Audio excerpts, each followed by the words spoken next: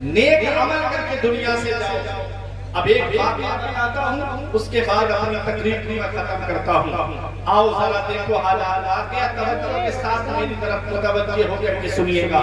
کبھی کبھی میرے آقا صحابہ کرام کے درمیان بنی اسرائیل کے قصے سنا دیا کرتے تھے۔ بنی اسرائیل کے قصے تھا تو وہ قصہ، لیکن جب نبی نے اپنی زبان سے بیان فرما دیا تو وہ حدیث بن گئی، کیونکہ رسول اللہ صلی اللہ علیہ وسلم کے قول و فعل و تقریر کو حدیث کہتے ہیں۔ میرے آقا حضور صلی اللہ علیہ وسلم نے ارشاد فرمایا کہ بنی اسرائیل کے 3 شخص تھے، 3 نوجوان تھے جو باہر نکلے سیر کے لیے، گھومنے کے لیے۔ اچانک سے طوفان آیا، سخت بارش کا موسم ہوا۔ تینوں نے مشورہ کیا کہ چلو یہ پہاڑ نظر آ رہا ہے، اس کے اندر غار ہے، اس غار میں چھپ جاتے ہیں، جب طوفان تھم جائے گا، جب بارش رک جائے گی تب نکل کر کے اپنی اپنی منزل کی طرف چلیں گے۔ تینوں جیسے ہی غار کے اندر گئے، ایک چٹان ٹوٹی پتھر کی اور وہ غار کے منہ میں آ کر کے رک گئی۔ غار کا دروازہ بند، چٹان اتنی وزنی تھی، اتنی بھاری تھی کہ تینوں نے طاقت لگائی لیکن ہلا نہ پائے۔ اب پریشان ہو گئے، اندر غار کے اندر بند رہے۔ اب ایسی مصیبت میں کون ہے جو ان کے کام آئے؟ تینوں آپس میں بیٹھ کر کے مشورہ کرنے لگے کہ جہاں سارے راستے بند ہو جاتے ہیں وہاں دعا کا راستہ کھلا رہتا ہے، اور جہاں کوئی کسی کے کام نہیں آتا ہے وہاں پروردگار اپنے بندوں کے کام آتا ہے۔ اپنی زندگی میں کوئی اچھے کام کیے ہیں، نیک عمل کیا ہے، تو آج اس کے وسیلے سے دعا کر لو۔ آپ یہاں محفل میں بیٹھے ہو، یہاں بیٹھنا اپنا رائے گا مت سمجھنا۔ آپ اللہ کے ولی کے عرس میں آئے ہو، یہ جگہ گواہی دے گی کہ فلاں وقت فلاں ٹائم رات کے 12 بجے ہدایت شاہ ولی کے عرس میں بیٹھ کر کے انہوں نے مولا تیرے اور تیرے محبوب کا ذکر سنا۔ یہ جگہ گواہی دے گی، یہ فرشتے جو تو کاندھے پہ بیٹھے ہیں، یہ فرشتے ہمارے لیے گواہی دیں گے کہ کس نے جلسے میں بیٹھ کر کے واعظ و نصیحت کو سنا ہے۔ میں کرامتیں اگر ولیوں کی بتاؤں تو کافی وقت ہو جائے گا۔ آپ یوٹیوب پہ سرچ کر سکتے ہو، میرا نام ڈالیں گے، میں نے اکثر اولیاء کرام کی شان میں تقریریں کی ہیں، آپ یوٹیوب پہ سن سکتے ہو۔ لیکن کچھ پیغام پہنچانا چاہتا ہوں نصیحت کا، تاکہ ایک بھائی بھی عمل کر لے تو میرا بیان کرنا کامیاب ہو جائے اور آپ کا یہاں بیٹھنا اور سننا کامیاب ہو جائے۔ تو وہ تینوں شخص غار کے اندر پھنس گئے، پریشان ہیں، کیا کرے؟ کہا کہ اب دعا کرو، اللہ ہی اس مصیبت کو دور فرمائے گا، اللہ ہی ہم کو یہاں سے باہر نکالے گا۔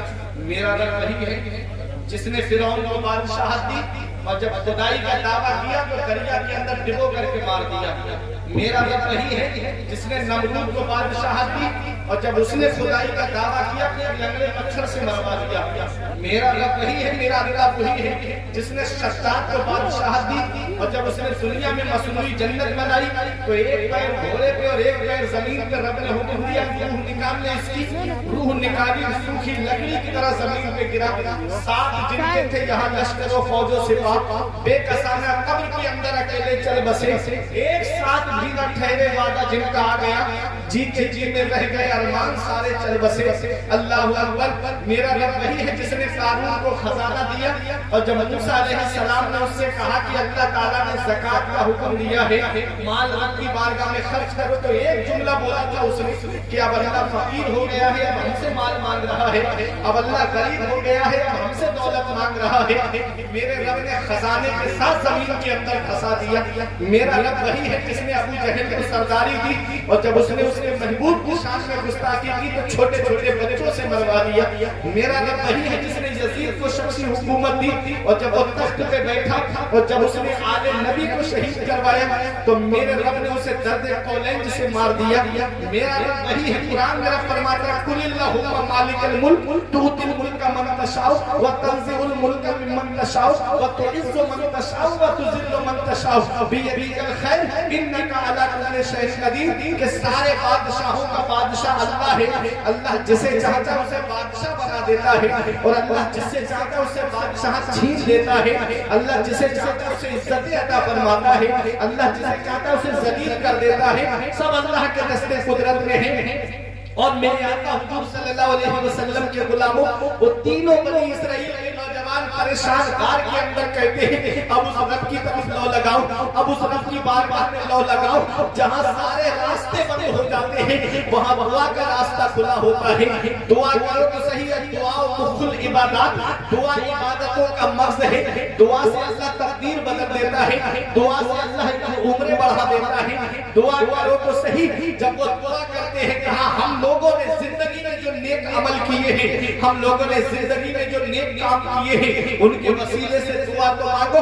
उनमें का एक नौजवान खड़ा हुआ, कहता है कि ए मेरे परवरदिगार, मेरे दिल का राज तू जानता है, मौला मेरे दिल का हाल तू जानता है। ऐ मेरे परवरदिगार, मैं एक दिन अपनी बकरियां चराने के लिए ले गया, रात ज्यादा हो गई, बकरियां चराते चराते जंगल में मैं दूर निकल गया, वापस आते आते मुझको रात हो गई और काफी रात हो गई। जब मैं अपने घर पे वापस आया तो मेरे माँ बाप सो चुके थे, मेरे माँ बाप सो गए। मैंने अपनी बकरियों का दूध दूहा और दूहने के बाद में मैंने अपनी बकरियों का दूध दूहने के बाद में मेरी बीवी मुझसे कह रही थी बच्चे भूख से तड़प रहे हैं। मेरी बीवी मुझसे बोली बच्चे भूख से बिलक रहे हैं, वो बच्चों को बहुत ज्यादा भूख लगी है, ये दूध अपने बच्चों को पिला दो। तो कहता है कि मेरे मौला, मैंने वो दूध अपने बच्चों को नहीं पिलाया, बल्कि अपने माँ बाप के सरहाने लेकर के दूध का कटोरा लेकर के खड़ा रहा। मेरे माँ बाप आराम करते रहे, सोते रहे, मैं पूरी रात माँ बाप के सरहाने खड़ा रहा। मेरे बच्चे भूख से मेरे कदमों में बिलकते रहे। मेरी बीवी मेरे हाथ जोड़ के कह रही थी कि बच्चों को दूध पिला दो, इनकी भूख देखी नहीं जा रही है, इनका तड़पना देखा नहीं जा रहा है। कहा कि मैंने अपने बच्चों को दूध नहीं पिलाया, मैंने अपने बच्चों की भूख को प्यास नहीं मिटाया, बल्कि मैंने सोचा कि मेरे माँ बाप सोते रहे भूखे और मैं अपनी औलाद को खिलाऊं, इसलिए मैं अपने माँ बाप के सरहाने खड़ा रहा कि पहले मेरे माँ बाप खाएंगे, फिर उसके बाद मेरी औलाद खाएगी। पहले मेरे माँ बाप खाएंगे, फिर मेरी बीवी बच्चे खाएंगे। कहा मेरे माँ बाप की आंख रात के सुबह के वक्त में खुली। मेरे माँ बाप ने मुझसे पूछा बेटा कब से खड़े हो? कहा कि हम तो पूरी रात से आपके सराहने खड़े हैं। माँ बाप की आंखें भीग गई। अल्लाह अकबर, कहा बच्चों को दूध पिला दिया? कहा नहीं, पहले मैंने सोचा आप दूध पिएंगे, फिर उसके बाद मैं अपने बीवी बच्चों को पिलाऊंगा। अपने माँ बाप को दूध पिलाया, माँ बाप सिकम शायर हो गए, उनका पेट भर गया, फिर वो आराम से लेट गए, फिर अपने बीवी बच्चों को दूध पिलाया। उसके बाद कहता है मौला ये अमल मैंने सिर्फ तेरी रजा के लिए किया है, ऐ मेरे परवरदिगार ये काम मैंने सिर्फ तेरी रजा के लिए किया है। अगर मेरी ये नेकी तेरी बारगाह में कबूल है तो मौला इस पत्थर को हटा दे। अल्लाह अकबर, मेरे आका इरशाद फरमाते हैं कि पत्थर चट्टान जो थी वो थोड़ी सी खिसक गई। अल्लाह अकबर, ये माँ बाप है, माँ बाप के साथ हुस्न सुलूक करने से अल्लाह ताला उम्र में बरकतें देता है। माँ बाप के साथ नेक सुलूक करने से अल्लाह ताला कारोबार में बरकतें देता है। लेकिन आज हालात ऐसे बनते चले गए, आज माँ बाप एक पैसे के लिए परेशान है और बेटा है कि होटलों में वेटरों को टिप दे करके आ रहा है, इधर माँ बाप एक पैसे के लिए तरस रहे हैं और बेटा है उम्र के टूरों पे टूर करता नजर आ रहा है, इधर माँ बाप दवाई के लिए परेशान, उधर बेटा अजमेर की बड़ी बैग में पैसे डाल कर आ रहा है, इधर माँ बाप दवाई के लिए तरस रहे हैं और बेटा नैनीताल की ट्रिप पे जा रहा है। इतना याद रखना नौजवानों, मदीने वाले मुस्तफा इरशाद फरमाते हैं जिससे उसके माँ बाप राजी है उससे अल्लाह राजी है, उसका रसूल राजी है, और जिससे माँ बाप नाराज उससे ना अल्लाह राजी है ना उसका रसूल राजी है। अगर तुम चाहते हो कि अल्लाह कारोबार में बरकतें दे,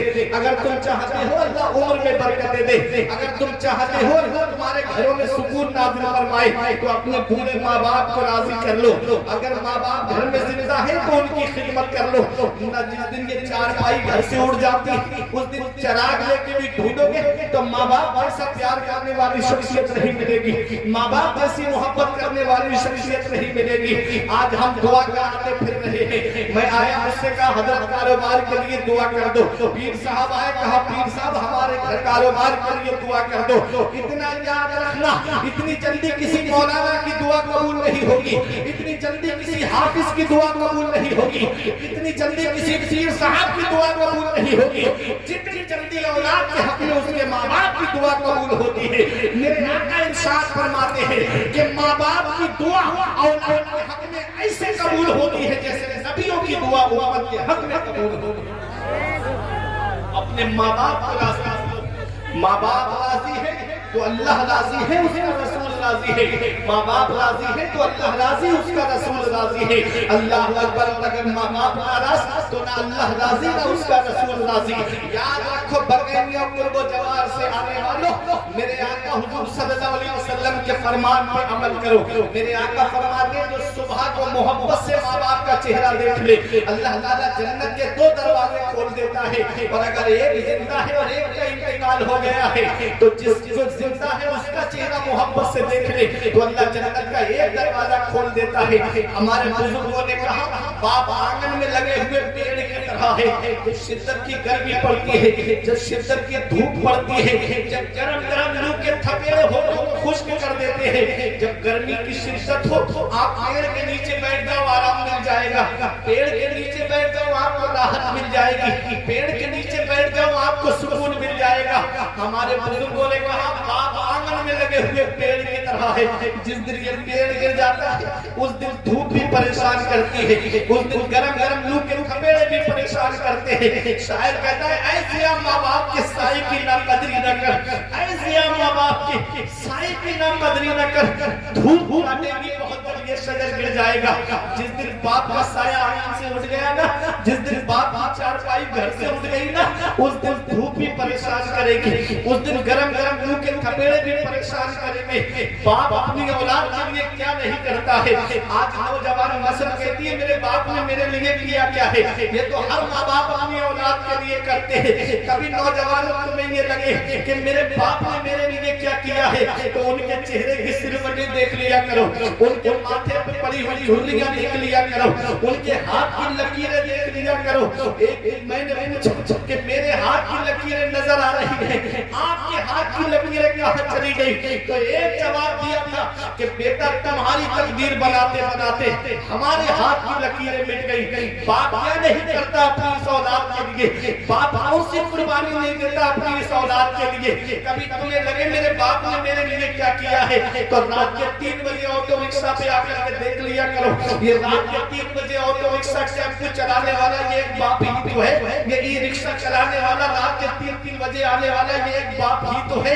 رات کے 2-3 بجے مولانا ایوب صاحب سے پوچھو کیسی نیند آتی ہے آدمی کو، صبح کے وقت میں آنکھیں کھولنا دشوار ہو جاتا ہے، ایسے وقت میں کوئی بس لے کر کے جا رہا ہے، کوئی ٹرک چلا رہا ہے، کوئی کار چلا رہا ہے، کوئی ایکو چلا رہا ہے، اللہ اکبر، کوئی آٹو رکشہ چلا رہا ہے۔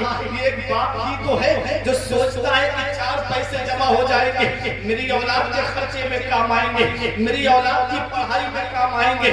یاد رکھنا نوجوانوں، باپ کیا نہیں کرتا اپنی اولاد کے لیے، یہ پراپرٹی بنا کے دینے والا یہ ایک باپ ہی تو ہے، یہ مکان بنا کے دینے والا ایک باپ ہی تو ہے۔ اگر 3 بیٹے ہیں تو تینوں کو الگ الگ مکان بنا کے دیتا ہے، وہ اپنے لیے باپ کوئی کمرہ نہیں بنا جانتا ہے نا بڑھاپے میں میری اولاد میرا سہارا بن جائے گی۔ آج وہی اولاد جوان ہوئی 4 پیسے کیا کمانے لگی، ماں باپ کا بستر گھر سے باہر کر دیا، ماں باپ تینوں میں رہ کے زندگی گزار رہے، ماں باپ جھوپڑیوں میں رہ کر کے زندگی گزار رہے، اور بیٹے کے کمرے میں اے سی بھی لگا ہے، بیٹے کے کمرے میں کولر بھی چل رہا ہے، جاڑوں میں گرم ہیٹر کا انتظام ہے۔ کیسے دن کے لیے ماں باپ نے اولاد کو جوان کیا تھا، کیسے دن کے لیے ماں باپ نے اولاد کو پالا تھا۔ ہم کون سا منہ لے کے جائیں گے اپنے نبی کے سامنے، کون سا چہرہ لے کر جائیں گے محبوب داور کے سامنے؟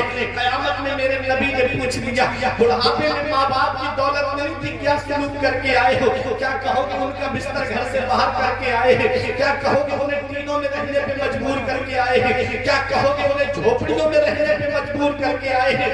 اتنا یاد رکھنا مولانا روم فرماتے ہیں پہلی محبت ہے ماں باپ کی جو دنیا میں بدلہ مانگتی ہے۔ اگر تم اپنے ماں باپ کے ساتھ بھلائی کرو گے تو تمہاری اولاد تمہارے ساتھ بھلائی کرے گی۔ اگر تم نے اپنے ماں باپ کے ساتھ بھلائی نہیں کی تو بڑھاپے میں یہ امید لگا کے مت بیٹھنا کہ تیری اولاد تیرا سہارا بن جائے گی۔ اسی کو شاعر نے یوں کہا تھا کہ باپ اللہ کی بہت بڑی نعمت ہے، کہتا ہے دھوپ کیسی بھی ہو سایہ نہیں کھونے دیتا، راہ کیسی بھی ہو بے بس نہیں ہونے دیتا، بیچ کے اپنا لہو